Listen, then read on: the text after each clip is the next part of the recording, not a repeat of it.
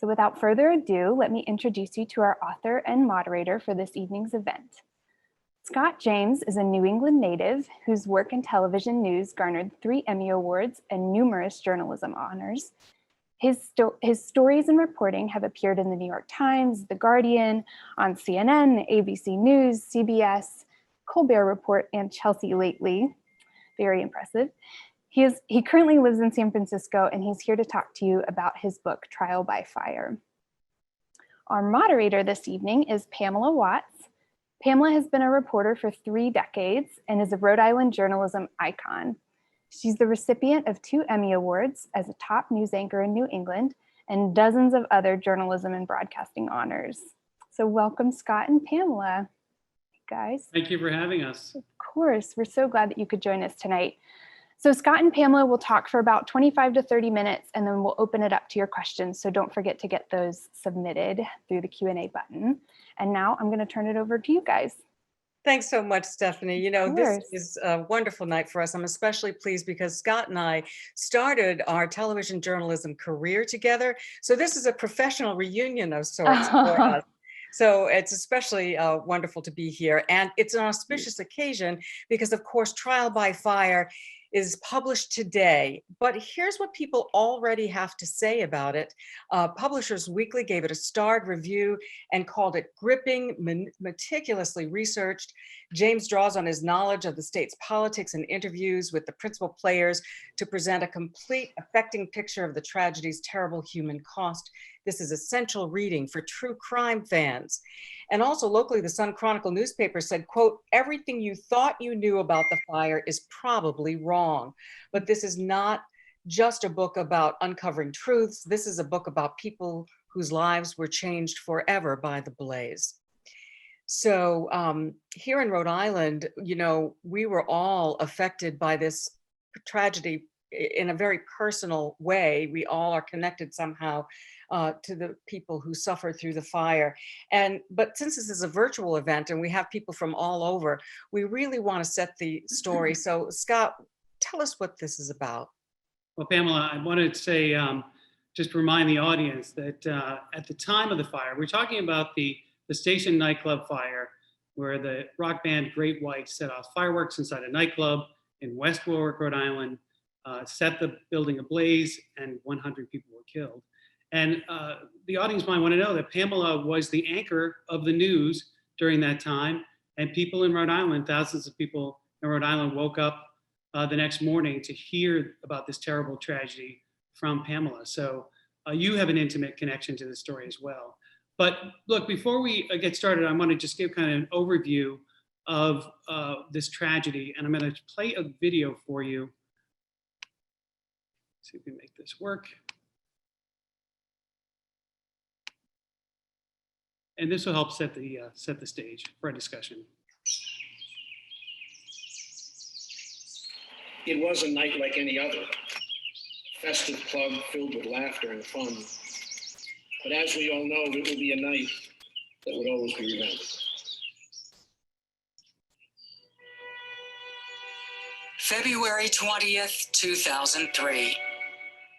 The aging rock band Jack Russell's Great White performed at the Station, a small roadside nightclub in the old New England mill town of West Warwick, Rhode Island. The show began with fireworks, 15-foot blasts in a club with 12-foot ceilings. A trickle of flame crawled up the wall. Moments later, columns of fire. In seconds, the stage and then the club became an inferno. 100 killed, hundreds hurt. The deadliest single building fire in modern American history, the nation's deadliest rock concert. As families mourned their dead and burn victims struggled to survive, the questions were overwhelming. Was this an accident or a crime? The nightclub had passed government fire and safety inspections. Why did it go up like a torch? Jack Russell and Great White claimed they had permission for fireworks at their shows and had no clue they were dangerous. final investigation recreated the disaster in a lab and showed deadly black smoke took the lives of those inside just 90 seconds after the fire started. No time for everyone to escape. Were there too many in the club? In the panic, there was a stampede toward one exit, causing a bottleneck. Why not use the other 3 exits? The government pointed fingers and filed criminal charges, but those accused did not include Jack Russell and his bandmates. For survivors and families struggling to recover, there seemed to be no justice. And in the end, there were never any trials, not criminal, not civil. That meant the government's version of events was never vetted in court. People think that the legal system is a search for the truth, and it is not. It's a search for a result. A result that left unanswered questions.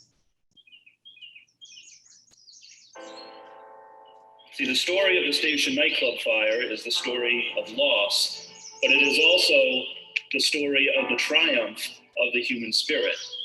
First responders rushing to the scene, strangers risking their own lives to pull each other out of the smoke.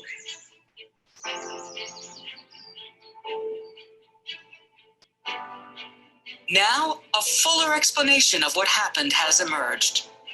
Key figures have shared what they know for the first time. A story of people put through a crucible, of survivors, heroes, victims, villains, of a system that's supposed to be there to protect us.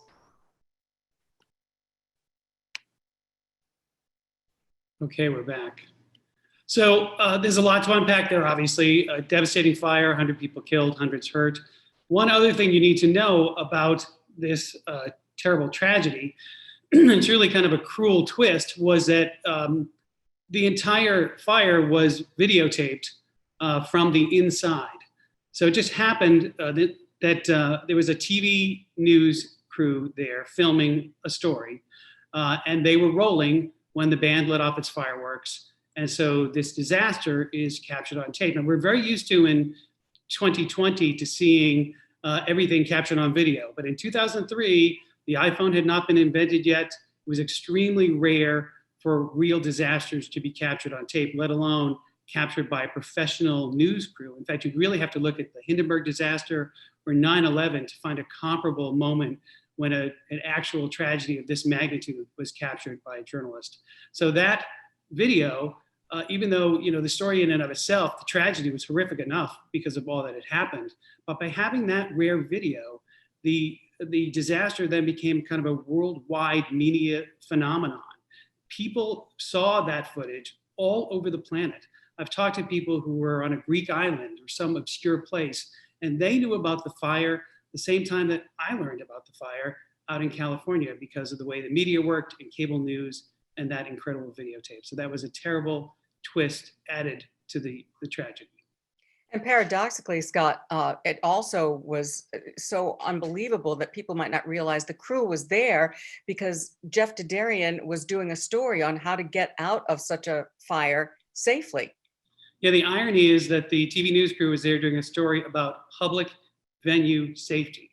And that ironic twist, frankly, was something that was irresistible to the news media to report on and add that to it. Scott, this is so painful to revisit, to view again. A lot of people are wondering, why did you want to write this story? Well, it's been in my mind for a very long time for a lot of reasons that we can talk about some of those. But I grew up in a suburb of Providence, so I'm a local guy.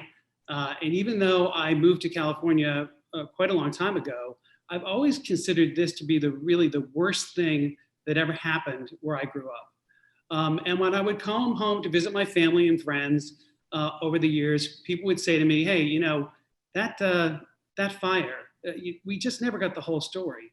And many people don't believe that justice was ever served.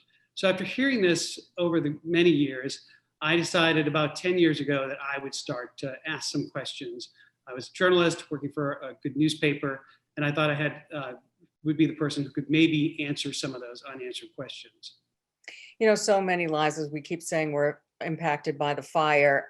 So many things went wrong, is what you have discovered along the way.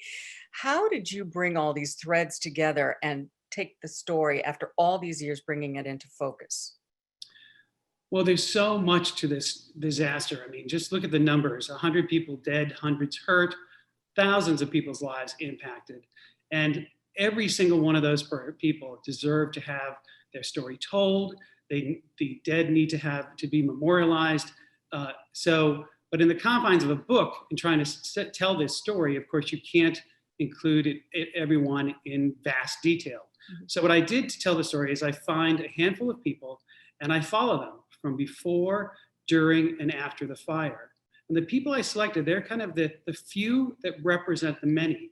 But more than that, the people who are the main subjects of the book are also the people I found who really kind of bore witness to crucial moments in this tragedy. They were there, they were in the room, so to speak, when certain things happened that really shed an awful lot of light on this disaster and some of the bigger themes and bigger issues that we should be talking about and that we should not forget that are related to this tragedy.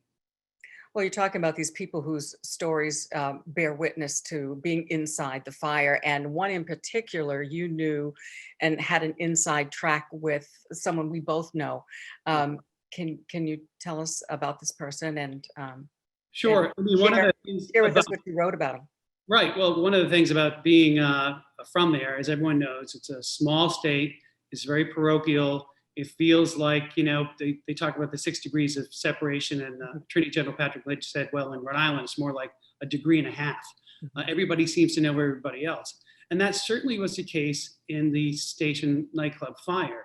It seemed like everybody knew someone who was there that night or knew someone who knew someone. And it turned out that I did know someone. The person I know was trapped inside that fire and barely survived, almost died in the fire. And the person I knew actually later would turn out to be the person accused of killing those 100 people who were in that fire. And that was Jeffrey Dudarian. More than 25 years ago, he worked for me as an employee at Channel 6 News there in Providence. I was the news director, the boss, and he was one of my reporters. And so I knew him from then.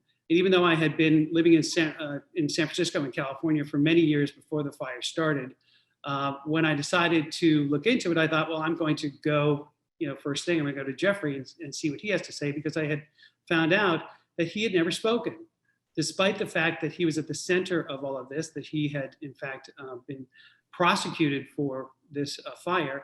He had never given his version of events, and that happened for a variety of reasons. Basically, there were never any trials. There was never a criminal trial. There was a plea bargain. And I think he thought that he would be able to tell his story at the civil trial, when they would go in and talk about who would maybe pay a financial penalty for what had happened. But that was settled as well. So there was never a day in court for him to tell his story.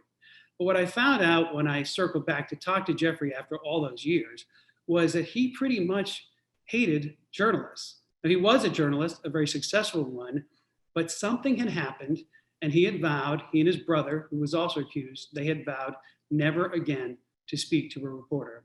And here I come and say, I want to look into this tragedy, and will you speak to me? It took an awful long time. It literally took years to persuade him to share what he knew, and then to eventually introduce me to his brother, so his brother could talk to me and their families, and eventually to get them to share with me the defense materials that they would have used had they had gone to court.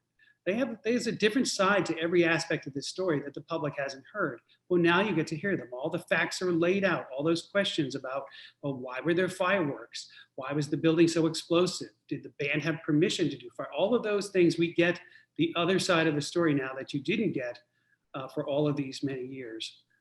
Well, can you read us a little bit, perhaps a passage about Jeff? Because he was so well known in Rhode Island. He was a longtime television personality, not only in Providence, but in Boston.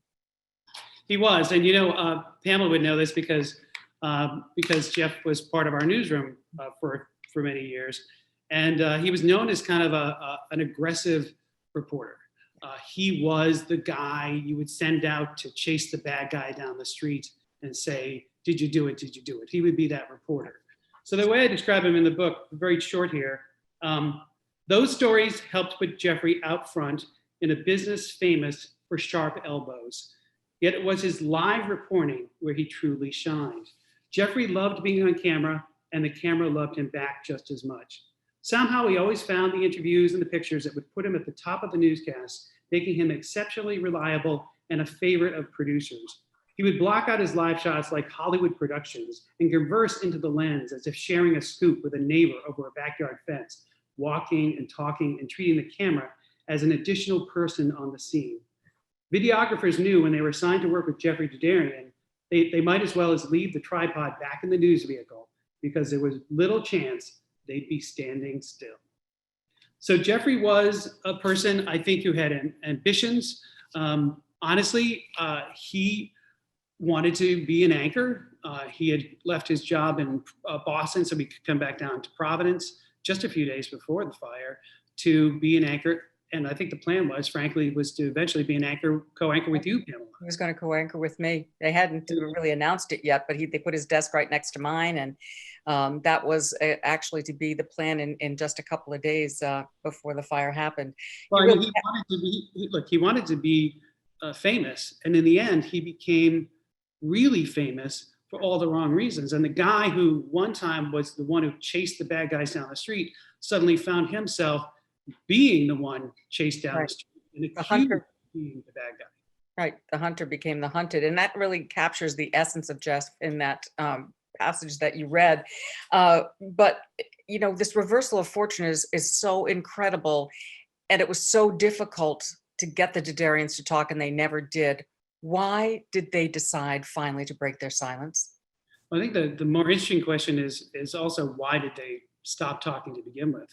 So one of the intrigues of this story was that there was a real effort from the very beginning to kind of control what the public knew and didn't know about this fire. And in fact, there's a scene in the book that's really intriguing between two of the most powerful men in the state who literally get in a back room somewhere and get into a very intense fight over what was the public going to know or not know.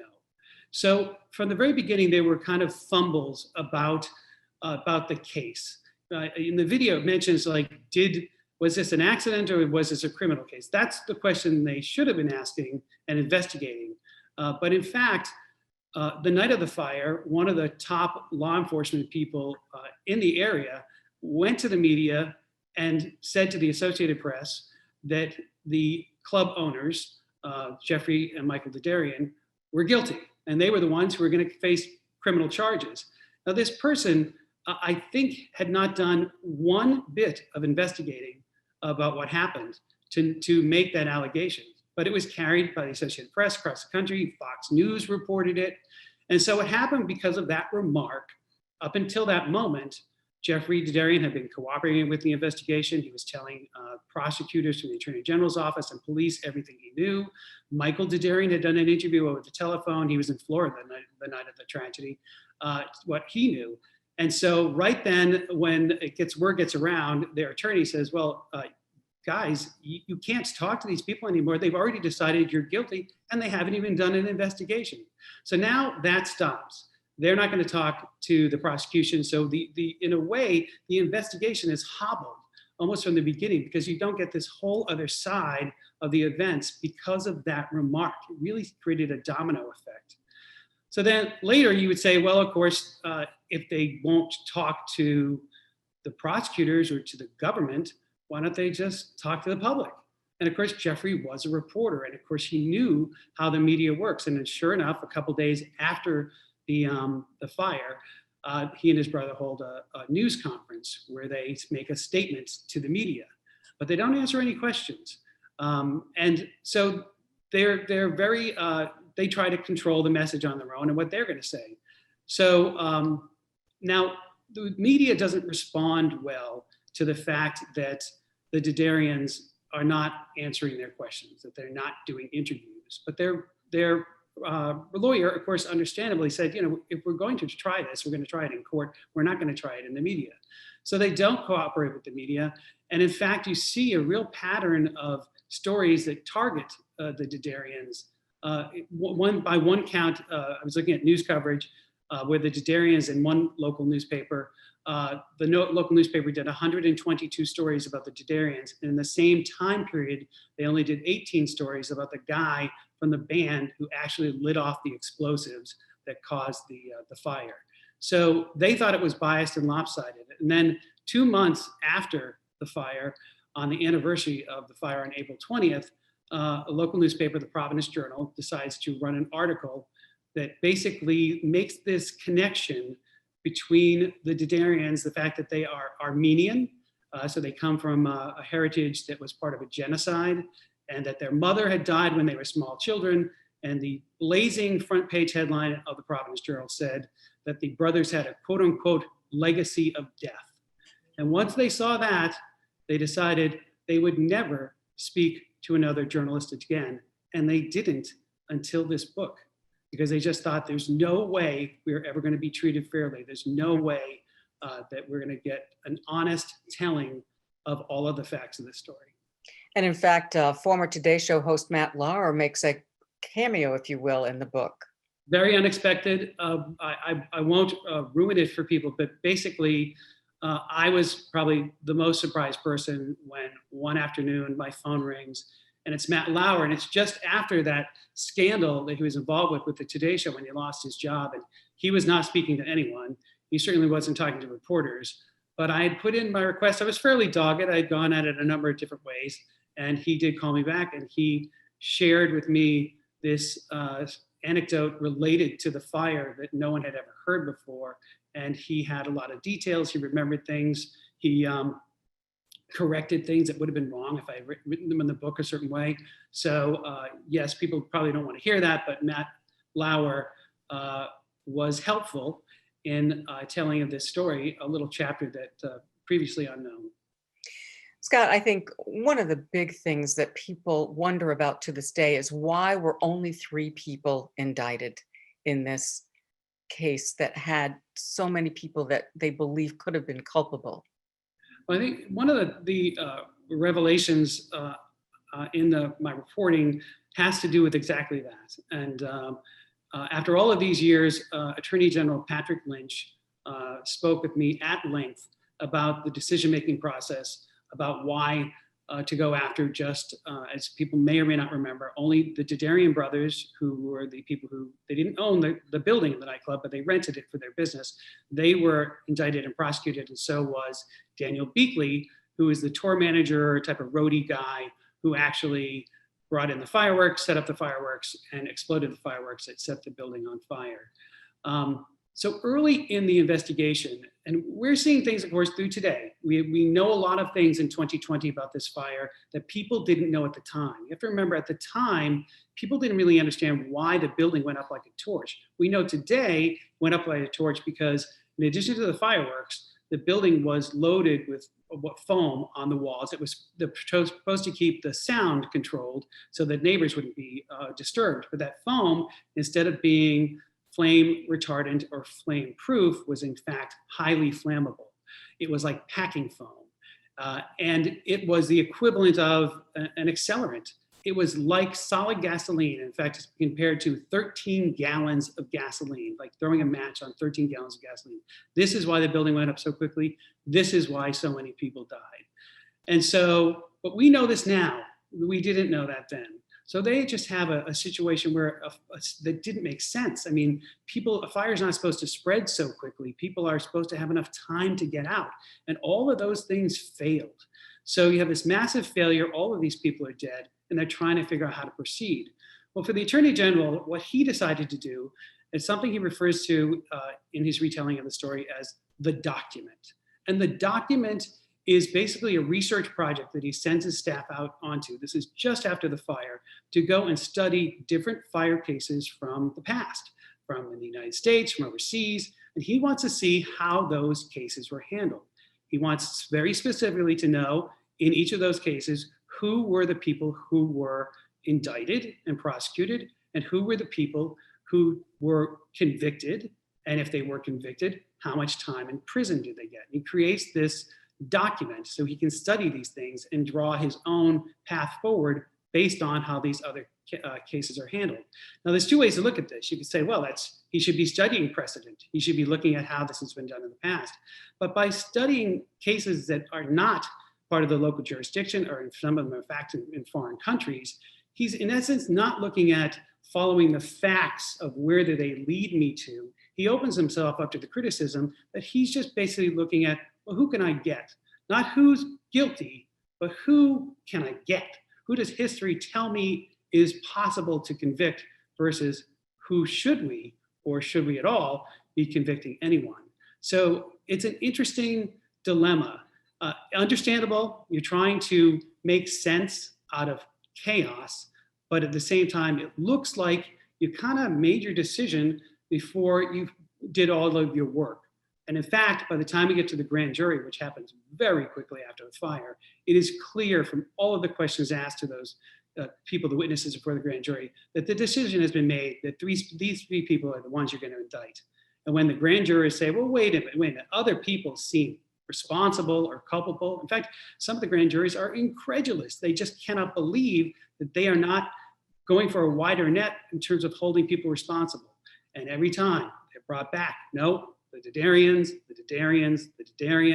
and Dan Beakley, over and over and over again. No matter what question was asked, they had some bands in there who had played at the club years before the Dedarians even owned it.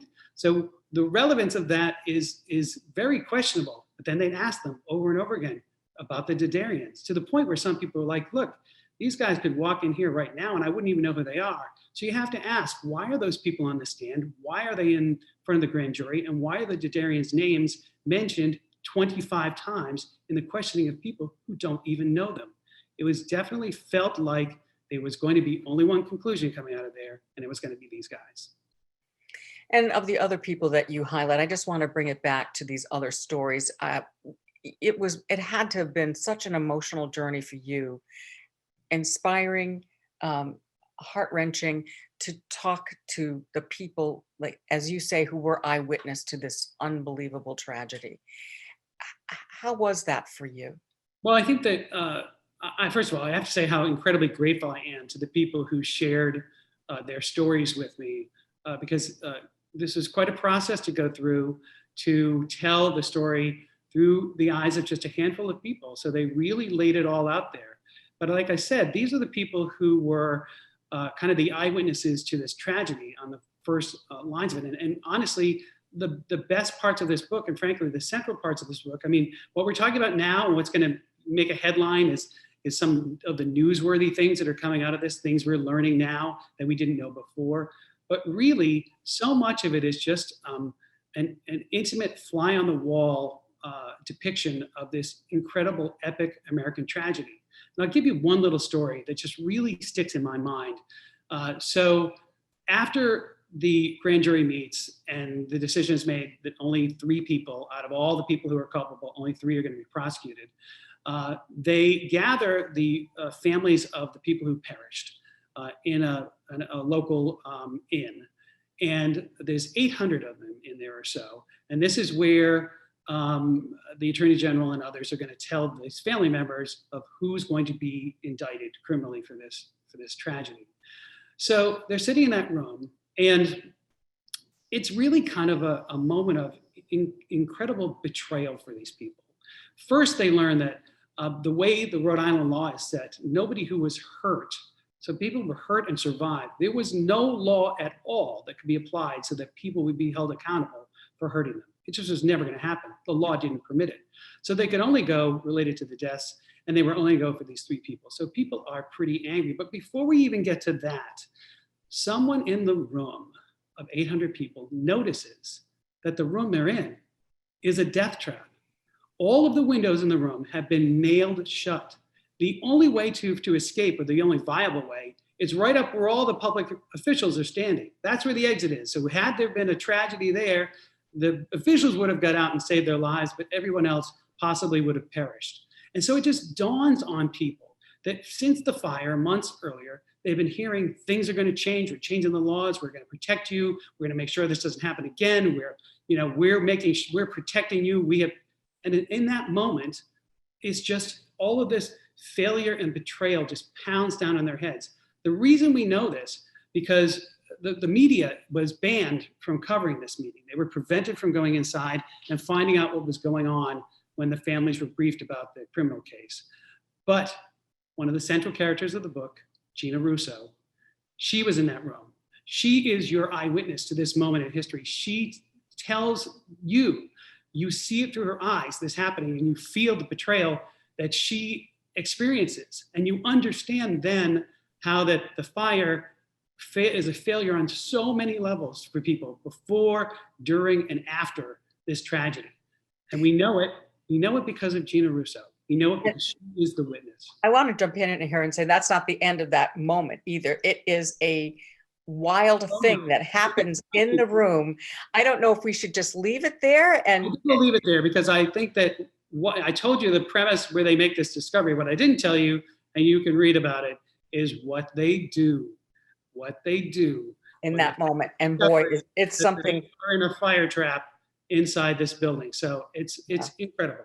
But again, these moments, because we are on scene with these people who are the witnesses to history, point to the larger questions that we should be asking about this tragedy today. We still have to ask. I believe that little has changed. I think these type of tragedies will happen again.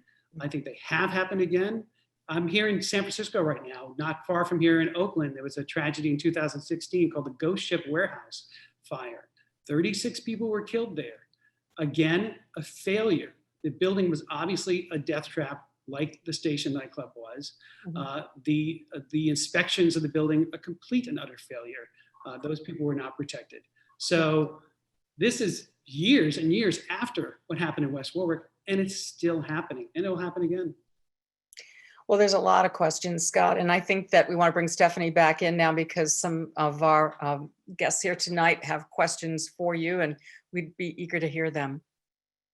Yeah, Scott, so we've had somebody submit a question through the Q&A bar. Doug would like to know, what has been the reaction of those involved that never faced any charges? Well, one of the highest profile people who never faced any charges was Jack Russell, the lead singer of the band. What's interesting about Jack is over the years, he and I talked a few times on the phone, and I went to one of his shows to kind of see him in action, try to see what he was like as a character. And multiple times we had set up moments to really sit down and do a formal interview to really unpack all the details. And there was always a problem, always a last minute cancellation, some change. So finally, though, we get one on the books. And he contacts me the night before the interview, and he asks me for money. He wants to know how much he's going to get paid for talking about the nightclub fire. And he phrases it a couple different ways, talks about a back end, which I think was some sort of way like, well, maybe, he can share in profits or something. And I had to explain to him that in real journalism, we do not pay people to do interviews, and no one is being paid at all. The Didarians, one of the stipulations they had for talking to me at all was they wanted it to be clear to everyone that they would make no money off of this book. They would not make a dime by telling their story in any rendition whatsoever of this story. So, but Jack Russell felt differently. And when I made it clear to him that I would not paying him money, he would not cash in on this tragedy, he canceled the formal interview, and that was that. Now, fortunately for readers, however, that doesn't mean that Jack Russell is not in the book. He's quite a bit in the book. And in fact, one of the revelations is that he's gone around in recent years talking about how that years before the fire, he had a very, very serious criminal record that no one seemed to know about, that was not reported at the time of the fire. Here we are doing a criminal investigation, and by all accounts, none of the people, not the Didarian brothers, not the tour manager, these were not hardened criminal types. These are average people who may or may not have made terrible mistakes that led to a lot of people dying. But no one has ever referred to these people as intentional criminals. But here you had a guy who actually was right in the middle of all of this. He had gone to prison, the whole thing, and no one knew about it until, frankly, now. And we only know about it because he goes around bragging about it as it's some sort of point of honor. I don't know, street cred, I guess, in rock and roll. Natasha is curious if the manufacturers advertise the foam as fire retardant, or if they just didn't disclose that. Quite a bit of the investigation is done about the foam and what do we know and what do we not know. The way it's been spun to the public is actually quite inaccurate. And people to this day will tell you that the nightclub owners went out and intentionally bought cheap foam that was highly flammable. And there's no evidence to that. In fact, quite the contrary. I've actually seen the order that was originally put in for the foam, and it really, very clearly says that they were purchasing sound foam. And sound foam, by law, is supposed to be flame retardant, and it's not the same thing as packing foam. So there was a mess up, and we talk about that, we dig into that. One of the people you hear from for the first time is a guy named Barry Warner, who was involved in the sale of the foam for the nightclub. He, for the first time, did a lengthy interview, and he goes into great detail about what was really happening inside that company that may have, not intentionally, unintentionally led to very dangerous foam going on the inside of a public building where where everyone knew people would be. And flammable foam does not belong on the walls of a place like that. Absolutely. Let's see here. Someone submitted a question regarding Ghost Ship, which I believe you said is located there in San Francisco. Okay. They were wondering why the owner was not held responsible in that incident as they were in Rhode Island. All right, so it's really interesting because the word owner is, in none of these cases was the actual owner of the building held criminally responsible. The Didarians were renters, and so were the people running the Ghost Ship kind of party, rave, art community that was there. They were renters. Someone else owned those buildings. And in fact, in the case of the Station Nightclub, some of the foam, older foam that was in the building was put in there years before the Didarians rented the property. And yet they were held culpable. If you want to, in both cases, neither buildings had sprinkler systems. So could a renter have installed sprinklers in either of these buildings? I suppose so, but more likely in those cases, we think that the owners, the landlords, are the ones who are responsible for putting in something as basic as a sprinkler. Sprinklers, by the way, technology from the 1800s. This is not exactly cutting edge. A sprinkler in both of those cases would have saved lives. Right. The interesting twist out in Oakland with the Ghost Ship fire that was different was in the case of the Didarians and Daniel Beakley, both of those cases were settled in plea bargains. And I go look at the plea bargain system quite a bit, and we unpack that and we look at what that's about and the concerns about that system. But in Oakland, they tried to do a plea bargain, and the families of the victims went to the judge and said, we reject this. We want a full trial. And people will remember that in Rhode Island, there were some family members who were very upset that they were not full trials. They wanted the day in court. They wanted all the evidence put out there and examined, and it never happened. And they felt kind of robbed that they didn't get justice in that way. Well, in Oakland, they did.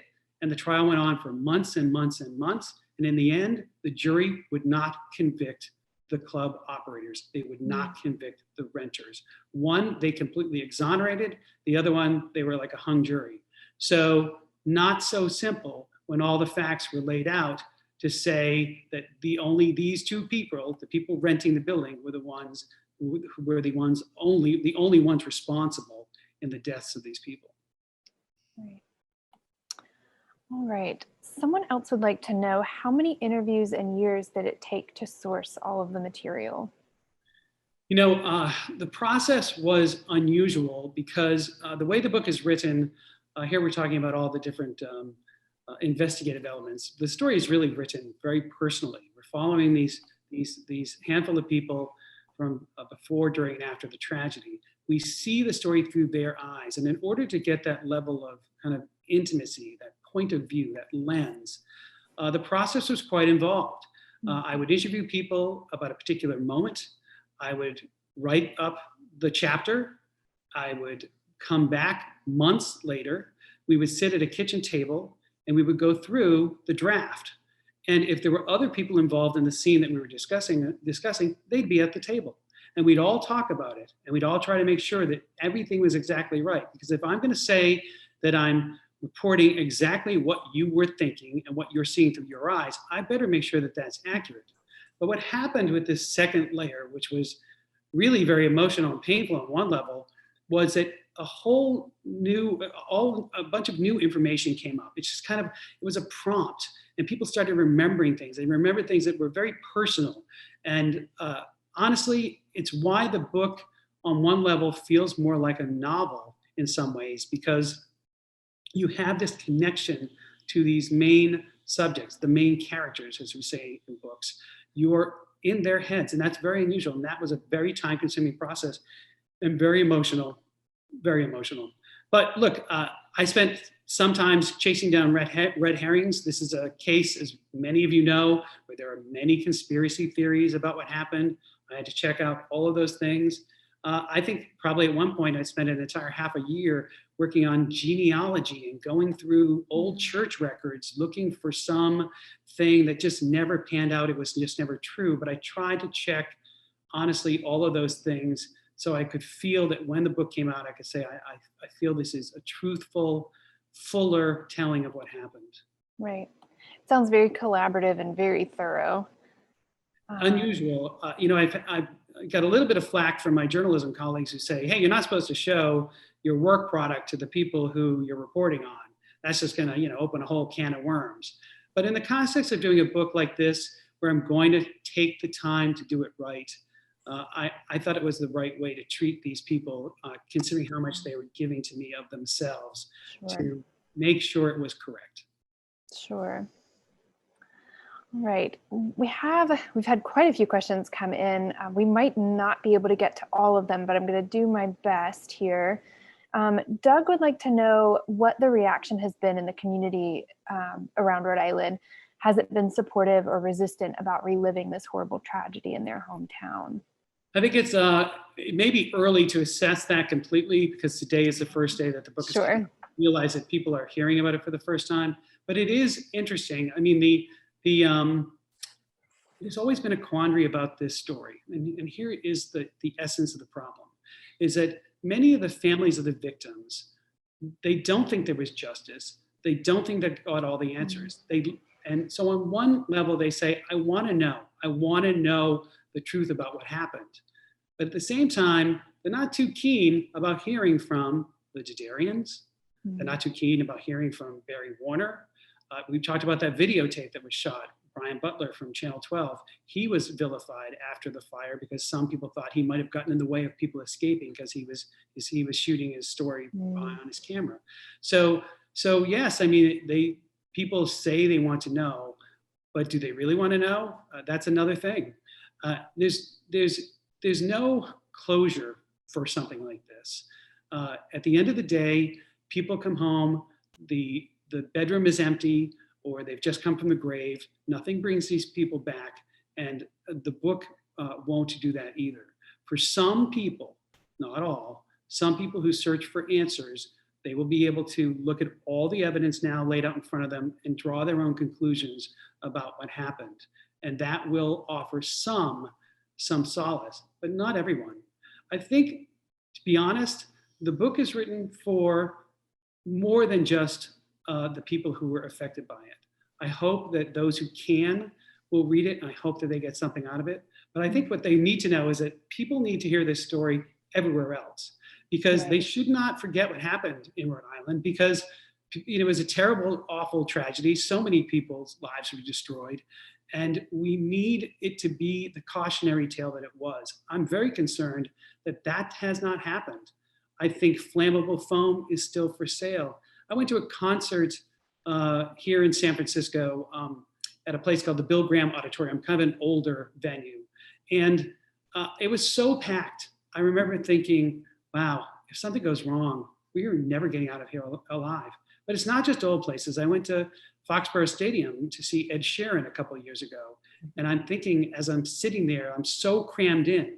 We talk about safety and will people be able to escape in time? Are there too many people allowed in one single place?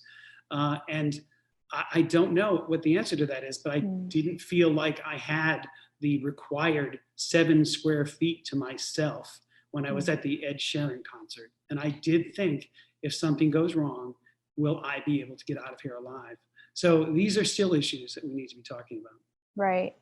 Right. And that leads us to a question that Sam submitted, which was, have things really changed? Are we safer as a result of this?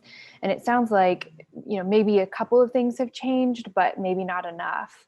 Well, I think what is interesting is there were unintended consequences and from this, and not all of them are horrible.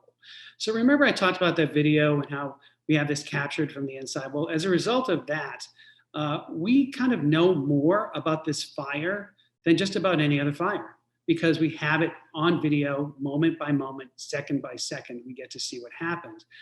As a result of that tape, this is probably the most studied fire in the United States history. And I think that every firefighter, I've heard this, just about every firefighter, every fire investigator studies this fire and they learn from it. And people have said that lives have been saved because of the training that can be done, because of the lessons that have learned for firefighters. We talked about a little bit about how that people were failed by the system in this. The people who did not fail the people on the night of the fire were those first responders.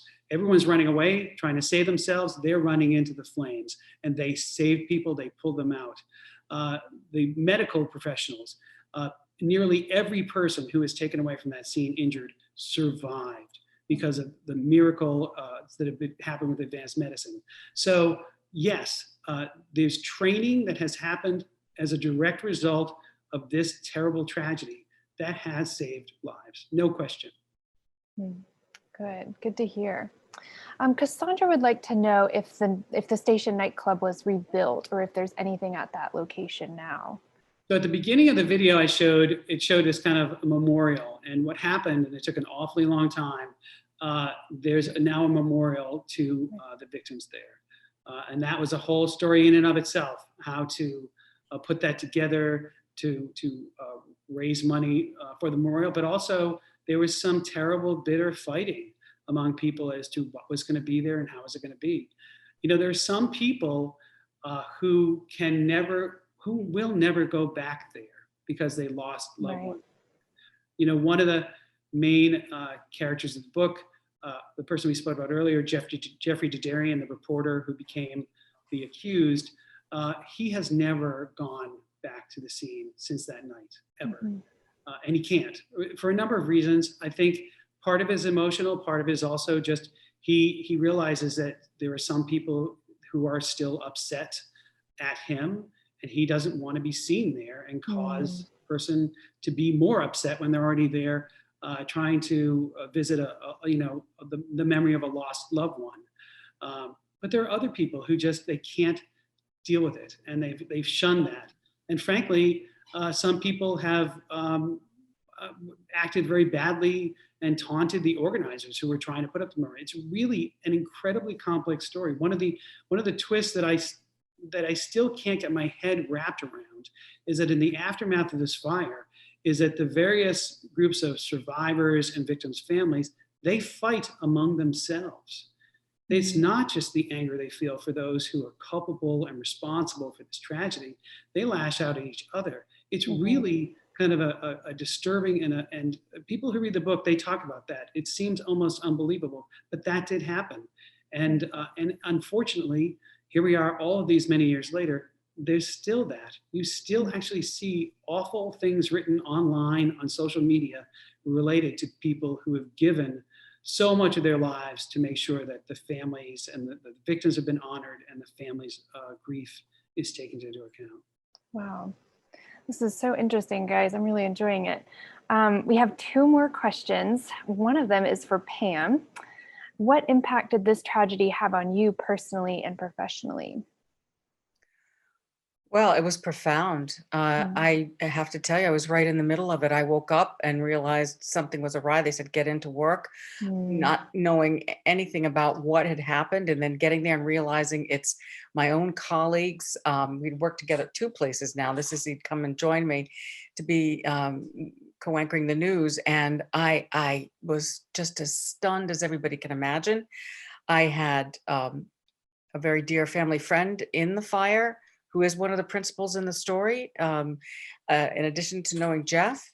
And it's an incredible story. So I had a very personal connection to several people. And career-wise, it was unreal. It was unreal to be on the air and trying to make sense of all this. And then, and we were on for hours, and then having to get off. And then it became a legal case where we were brought in, and they brought in one of the biggest attorneys, Babcock, I believe is his last name, Scott. Chip Babcock, and he's famous for having defended Oprah Winfrey in the Cattleman trial years ago, and did so successfully. He was a Brown graduate, I understand, and he came. They brought him in, and they had to question us. What did you say on air? And we were just doing live reporting with no script. So we're just saying, this is our colleague. We can't believe he was at the scene. He was doing a story, ironically, about fire safety and getting out of a venue. And now this. And when we first went on, we did not know that anyone had died. That had not been reported back to us yet. There was so much chaos at the scene. And here's one of the most chilling things. First it came back, one person died, and I was like, oh my, this is awful. And then it was like, no, there's three. No, and the count just kept going all day long. I was shaken and grieved beyond belief. So it was personal and professional. So thank you for asking the question. But, you know, a lot of people don't realize that reporters are human too. And as much as we try to be distanced so that we can give fair and accurate reporting, we are, in this instance, intimately involved in a state like Rhode Island. Right. Absolutely. Yeah. I think that was such an important question to ask. And it sounds like you are very connected, and you're having to process it both personally while you're also trying to do your job. To this day. It's very difficult. Yeah. Well, Scott, Paige would like to know what is next for you now that this book is on the shelves. Well, I think I'm going to be talking about this for quite some time. I think that we were just talking about this earlier, is that the long tail on this book, I hope, is that I want to take this story to people who are firefighters and first responders.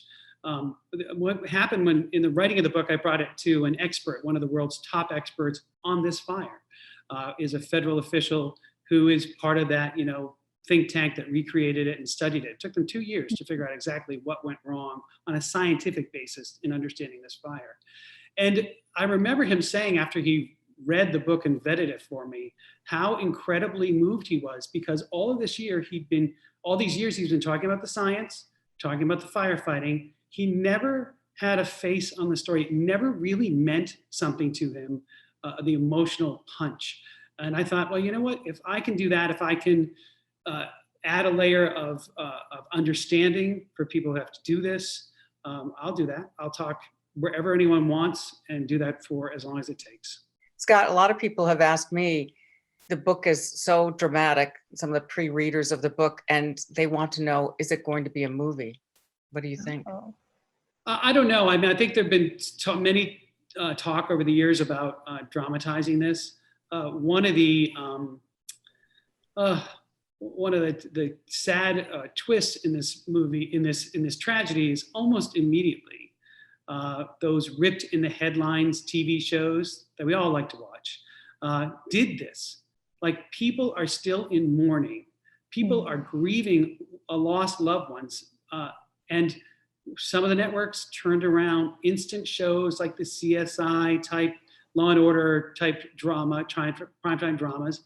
And of course, they dramatize it in a very stereotypical way. They play up the club owners as greedy, gold chain wearing stereotypes.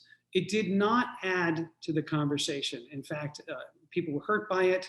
They would refuse to show it in Rhode Island, those episodes. Right, they didn't. So if there's going to be any type of dramatization, it has to be something better than that.